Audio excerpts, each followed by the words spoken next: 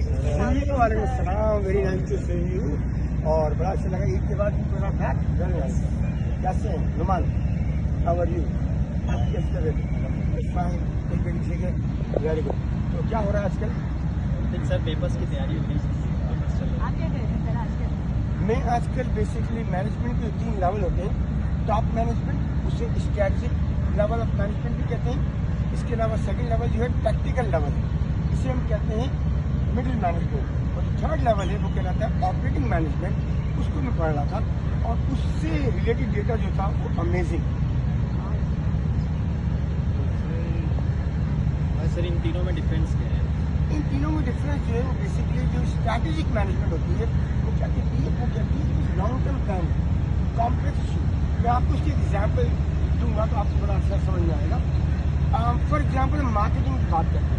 اب مارکیٹنگ میں ایک آرگنائزیشن یہ چاہتی ہے کہ ہم جو ہے وہ نئی ایریا میں جائیں, ہم مارکیٹ لیڈر بن جائیں. ایک آرگنائزیشن چاہتی ہے کہ ہم مارکیٹ لیڈر بنیں. اب مارکیٹ لیڈر جو ویژن ہے یہ کس کا ویژن ہے؟ یہ ٹاپ مینجمنٹ کا ویژن ہے. اب مڈل مینجمنٹ کیا کرے گی؟ مڈل مینجمنٹ اس ویژن کو فالو کرنے کے لیے نئی پروڈکٹس کو مارکیٹ کے اندر لے کر آئے گی. مڈل مینجمنٹ نئی برانچز کھولے گی اس کی. اور آپریٹنگ مینجمنٹ, لوور مینجمنٹ, وہ کیا کرے گی؟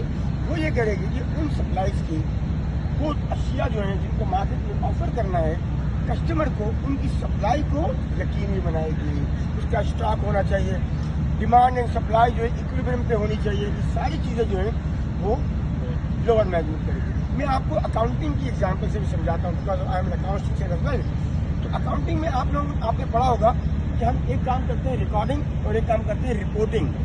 ریکارڈنگ کے دراصل اندر کیا ہوتا ہے, ہم ایگزامپل لیتے ہیں سیل لیجر. اب سیل لیجر کے اندر جو پرسنل اکاؤنٹس ہوتے ہیں انڈیویجول کسٹمرس کے, ان کو جو مینٹین کرے گا وہ کون کرے گا؟ وہ لوور مینجمنٹ کرے گا.